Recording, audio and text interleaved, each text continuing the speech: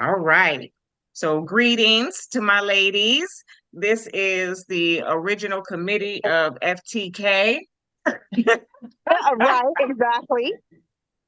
No, but ladies, I say that The kidding. turtle. We do definitely can switch it up real quick and say FTK. But honestly, I want to give the both of you gratitude. We're missing a few people that I invited, but you have sharpened me when I was dull. I see you as the epitome of motherhood. So I just want to show that love to you. And that's why I invited you here because we've had some outside conversations. And I thought that this session of Heal Out Loud to focus on parenting adults would be a good intro. It's a little bit lighter. As you know, I was inspired by my own Healing Out Loud to develop a platform where it's a safe space to discuss some of these experiences that we have in life that can take a toll on us. So welcome to Tasha and Renee. Thank you And for having yes, so I want to start off the conversation with a question. me. What age, or is there an age, um, that is appropriate to strongly encourage your children to seek out their own independence? I know that we come from the generation of when you turn 18, you got to get out. It's time for you to go figure your life out. But we know that society has changed that. So when was it for you? Share your experience. What was that determination when it was time for them to go? My determination was they could live at home as long as they wanted to, as long as they were in school, in college, and had no children. But the minute that they had children and decided school is not for me and I want to get a job, I would tell mine, then if you need a job, because I don't need you to pay my bills, I don't need your help to pay my bills. That's not why you're here. Then you need to get a job to pay your own bills. And that means moving out. Okay. Okay. Renee, how about you? Um, Mine was pretty much the same thing, but like I know for my son, he wasn't even thinking about going to college, so he made the decision to move on his own around 21, 22. And my daughter the same, but she had a baby right out of high school, so they made their own choices. For me, that's what it was. Okay, so from my experience, I have three children, two adults, one minor still, and the older two, the oldest, he went off to college, and when he returned, he had that taste of independence. So I think it was about a year after returning home that he decided he was going to go out and be on his own, and has done so successfully. Then my second son, we kind of bump heads, which we'll kind of get into as we go into this discussion further, but we kind of bump heads. So he's come and go from home a few times. For me, it wasn't an age, it was more a maturity level of when you have come into the mindset of independence, and you're able to take care of yourself, this is when you should go. I see that again with the influence and the impact of that society is having and all the economical changes and challenges that people are facing today, that it seems it's being more encouraged for families to stay in one home. However, I think that that takes a toll on the parent if there's no consideration or if there's disrespect going on in the home. What's your take on that? I agree. I mean, right now, I think a lot of families are encouraging, our younger adults to stay home, not just because of, you know, we want them there, but also because financially it's becoming almost impossible for them to live out on their own. Or a lot of times we want them to stay home as long as we can to so that they don't struggle like we did, not realizing, in my opinion, and of course there's no right or wrong, each parent parents their own way, but in my opinion, you know, is it good for them to be home? In a sense, yes, we know where they are. However, like you said, there's situations where we're dealing with disrespect, or they're just being, children who they feel entitled. There's a sense of entitlement.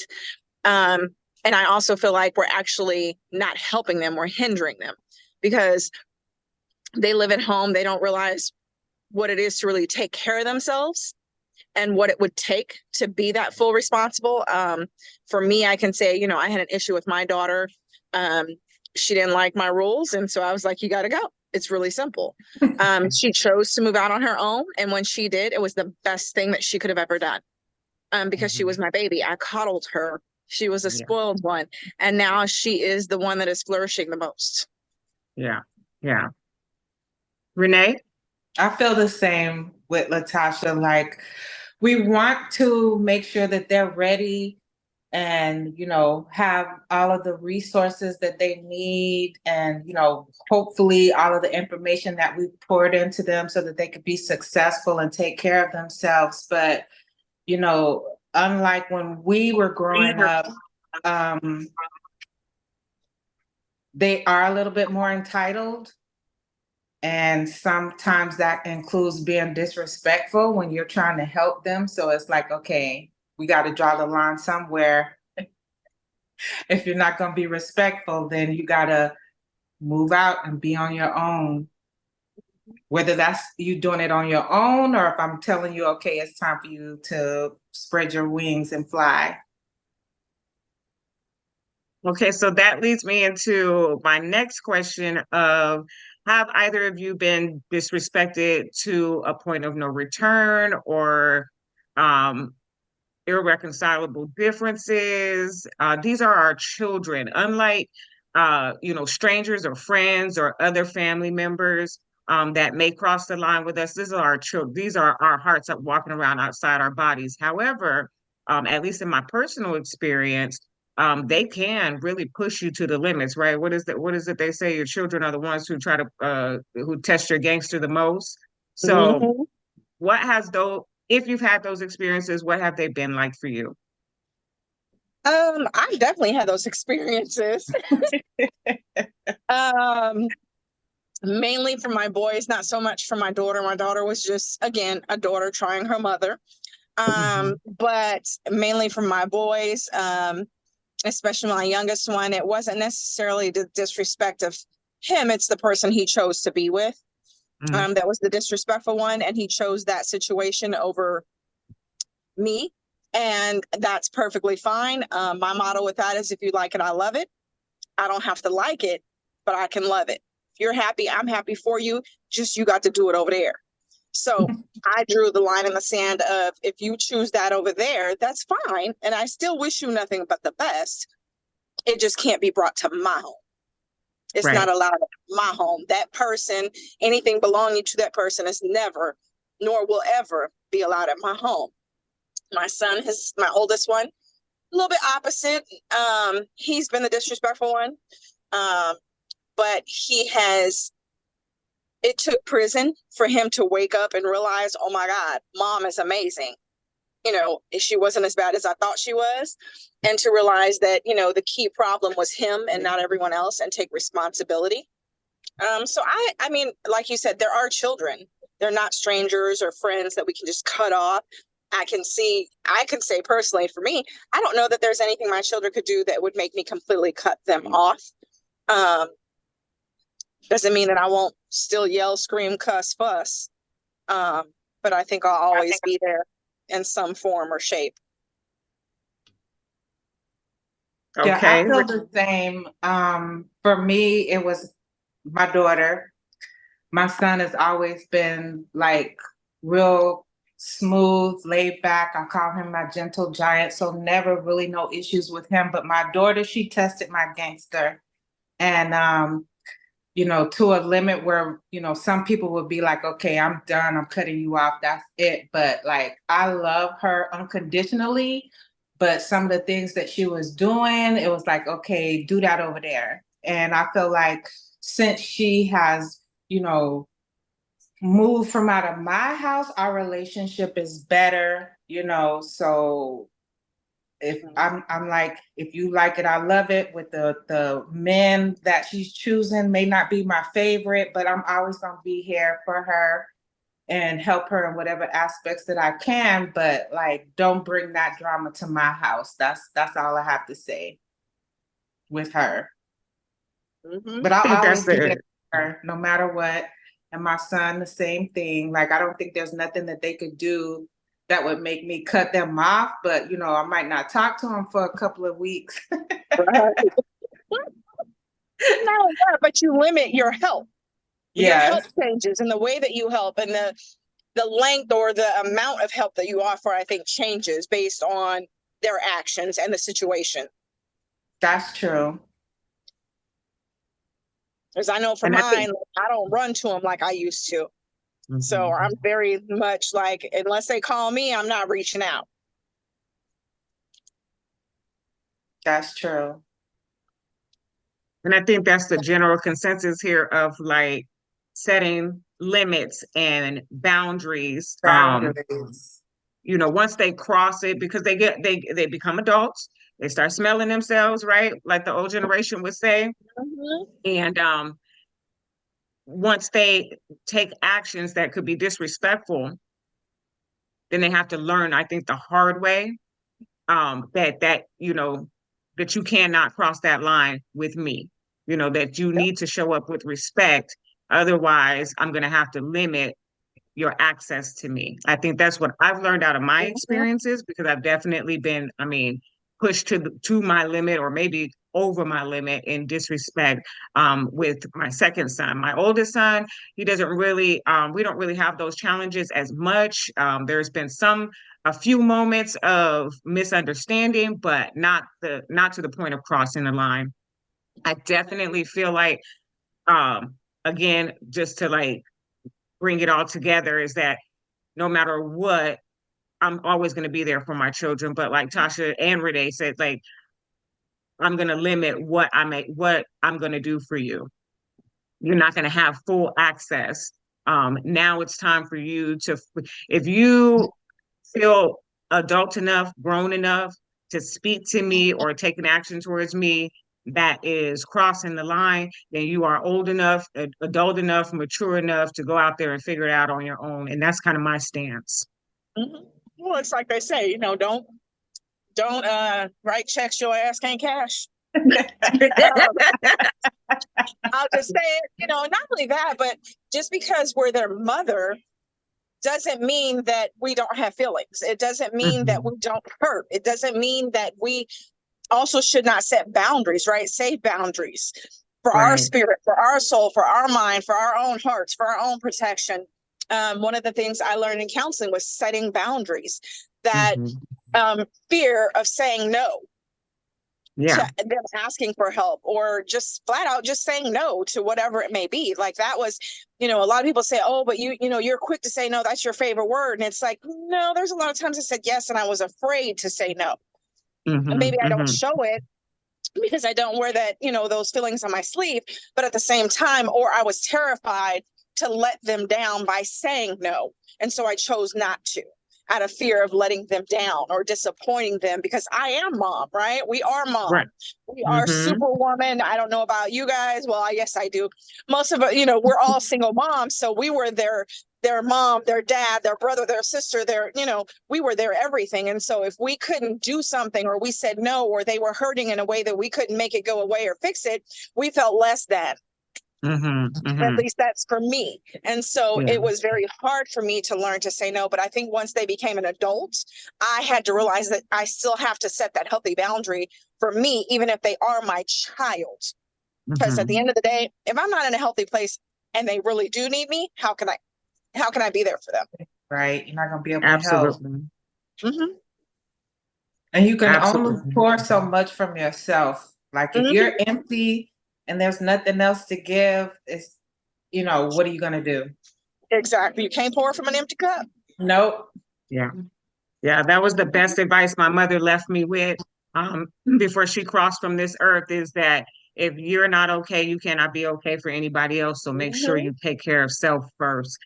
So that is a mantra of my life, not only with my children, but with everybody and everything else that I've got going on. So I definitely agree with everything.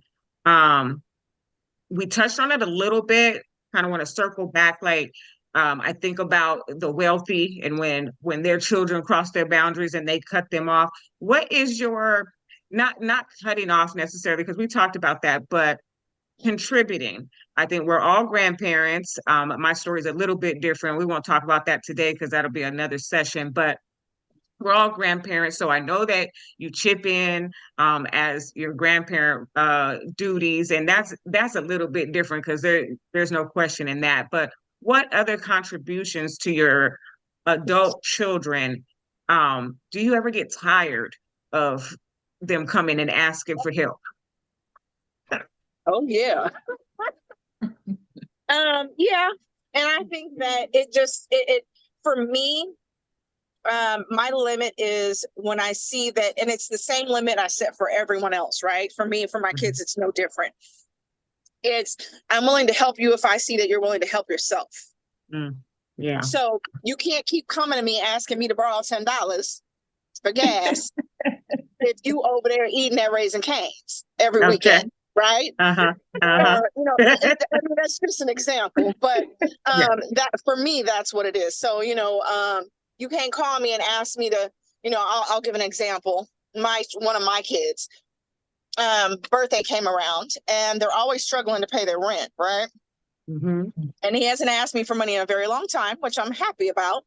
But recently they wanted to do a dinner for him at Steak 44. And I'm like, y'all got Steak 44 money?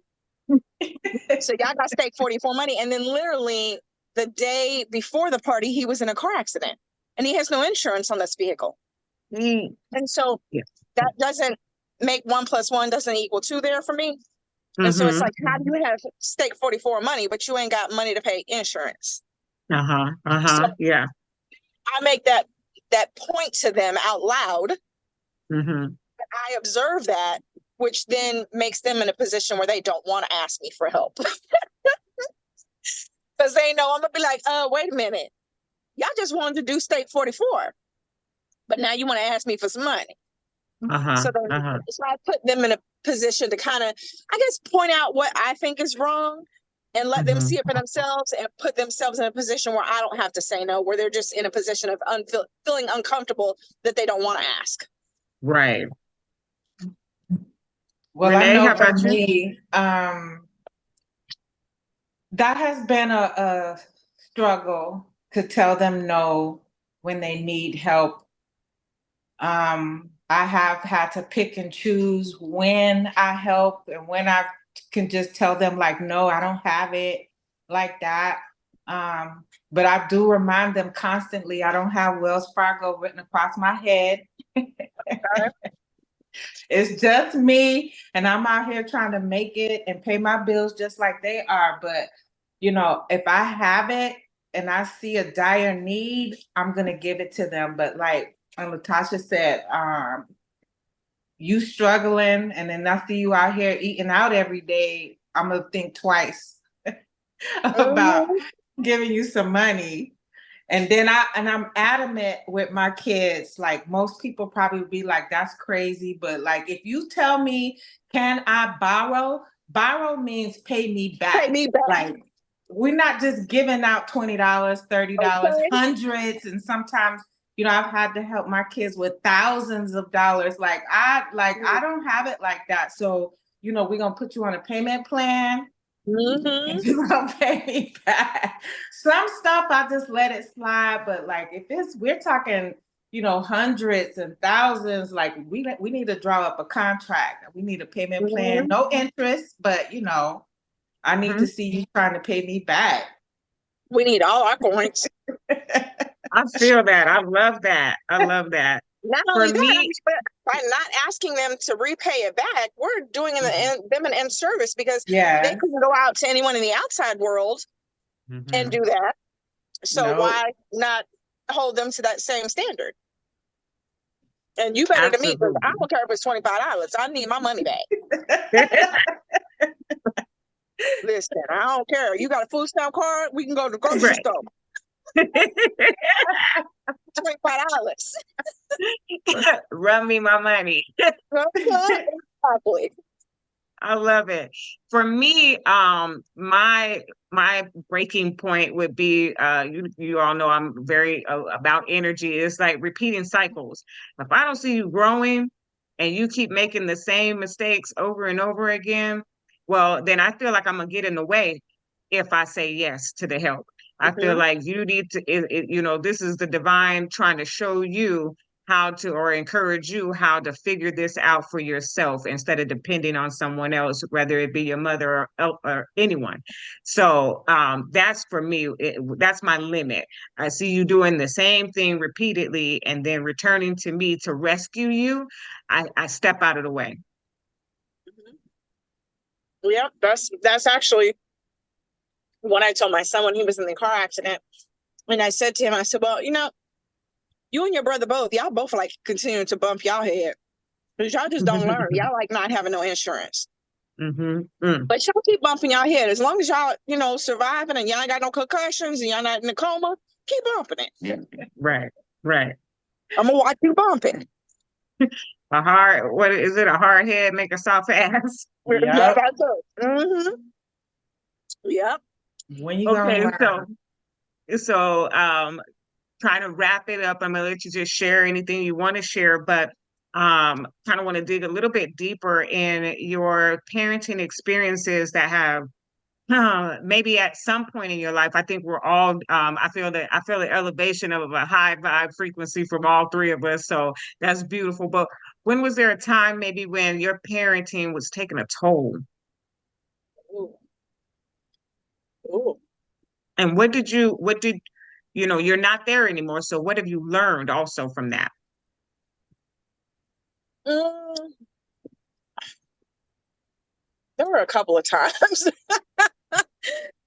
I think for the most part, I learned, mine came in like when it was like, I think with my oldest son, um, no, my youngest, kind of what did I do wrong? Mm, What am I good enough? Where did I go wrong? hmm. Everything was my fault. Yeah. Um, and I think one day I finally had to look myself in the mirror and say, one, FTK, but two, these kids wasn't born with instructions. Mm, And I looked myself in the mirror and I could tell myself in all honesty that from the moment I became a parent, that every decision I made after that was based on what I thought would hmm. be best for my child at that time or children at that time. May not have been right. Right. But Hmm. again, we weren't given manuals on how to raise kids. Hmm. So we do as we see, and then we take what we think is the best of parts of what we see, and that's what we mimic. And then we change those that we don't agree with. And that's what I did. And when I looked at myself in the mirror and I could say wholeheartedly, I had done all I could, and the rest is on them. Yeah. That's kind of where I left it. And I was okay with that. And that's beautiful. That's beautiful. And I definitely can agree. Renee, I'm gonna let you go ahead and speak. Well, for me, I agree with Tasha. They don't come with manuals, and even if you did, one book don't fit all sizes. Like each child is Foreign different. language. Um, my son, like I said, he was easy, smooth, no issues. Still to this day, I would say the easiest kid to raise. My daughter gave me challenges and made me self-doubt myself of being a good parent many a days, but I had to look at it and be like, I did the best I could, and then take accountability, and then also have those discussions with her, letting her know that, hey, I know I didn't do everything right, but bottom line is I love you and I did the best that I could. So um just taking accountability and forgiving myself for not always being the best that I could be for them.